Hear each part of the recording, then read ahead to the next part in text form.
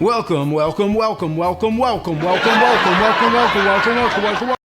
Lift With Your Back is an episode, a regular show I didn't get to talk about on my Mordecai video because the piracy site I was using was being a douche. But now I can talk about it properly. So enjoy.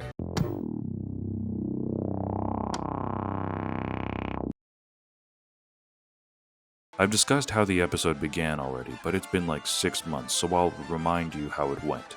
Mordecai and Rigby are both working when CJ pulls up, taking Mordecai with her because her horn is broken.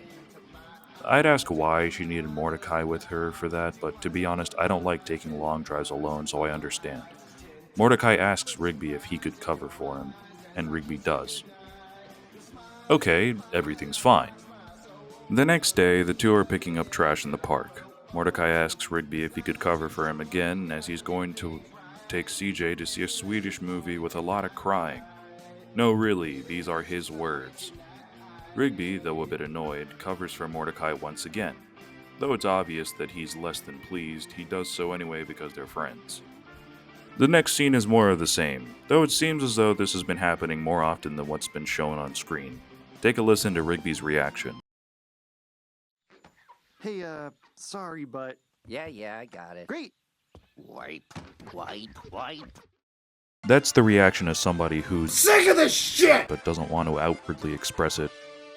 Benson rounds up the park employees, complaining about the fact that someone's covering the toilets with plastic wrap. Why? Why? Literally why? Mordecai arrives late as he was busy hauling CJ's couch, to which Muscle Man busts his balls about being the sub in that relationship.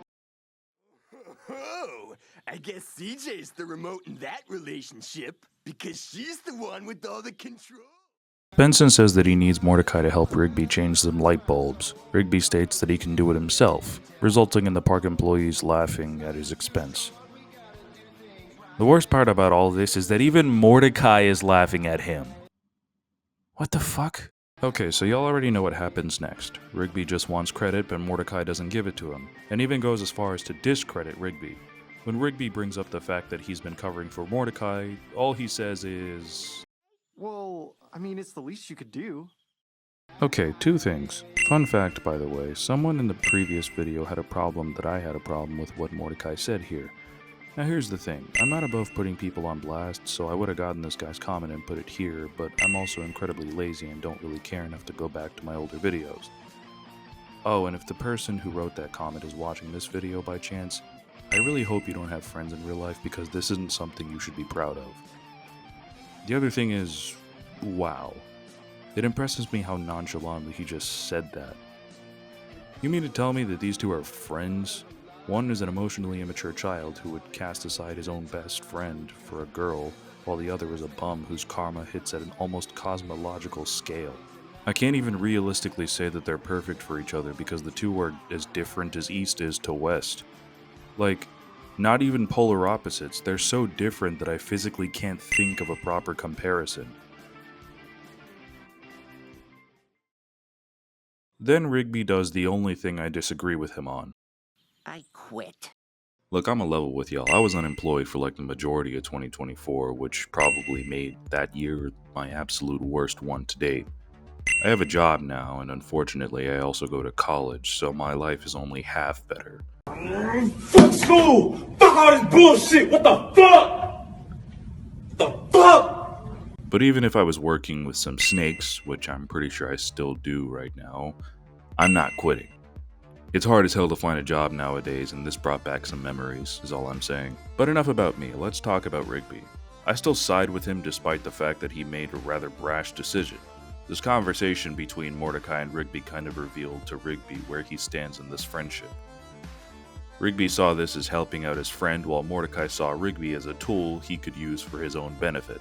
It's also just a dismissal of responsibility on Mordecai's part because he, for some reason, doesn't want to give Rigby the benefit of the doubt. At all.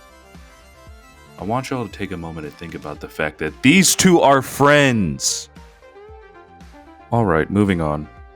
Rigby goes to a job posting office and asks for a job, but because he doesn't have a degree, diploma, or even a driver's license, he's given a labor job at a moving company. The company's name is... Roll credits. Also, respect to people who do laborious jobs. I used to do the same myself and understand the pain. Rigby began his work, and the first day goes about as well as you'd expect. By the end, his back is sore and knotted. Can I be honest with y'all for a second? Making this video was the first time I'd seen this episode in months, and I completely forgot about this scene. Rigby returns to the park for rest. As I said earlier, his back is a complete mess. This motherfucker! Mordecai has the nerve, the absolute gall, to stand there and ask if he can cover for him again, because, I quote, "It's CJ's half birthday tomorrow and it's pretty important." Y'all still gonna tell me I'm wrong for hating this dude?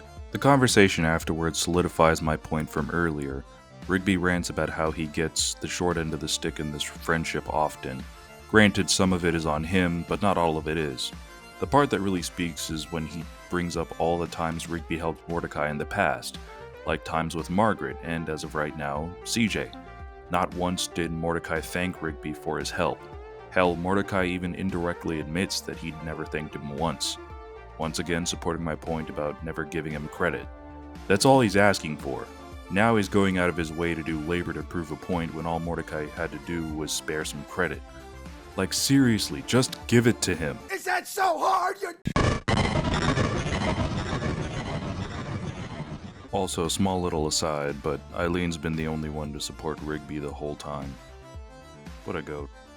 The week comes to an end and Rigby can finally get his paycheck. But obviously, because this is a regular show, some irregular shit is about to happen.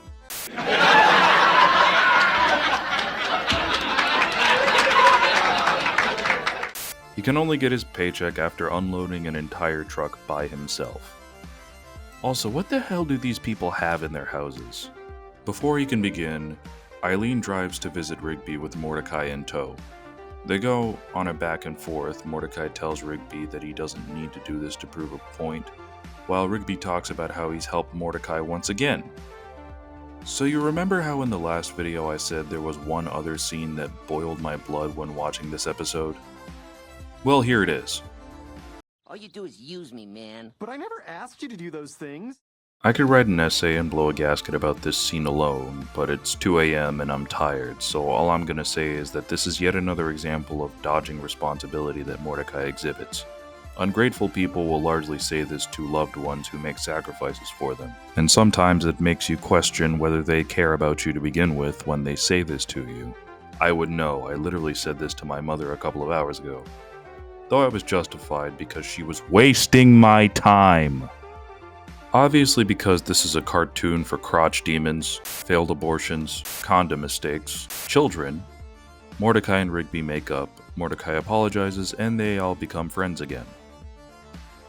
Joy. Get the views on this video up. I'm trying to get 2 Transformers Missing Link figures and they cost about... Holy black Jesus! Yeah. So I'm gonna need some help, y'all. Hope you enjoyed the video, though.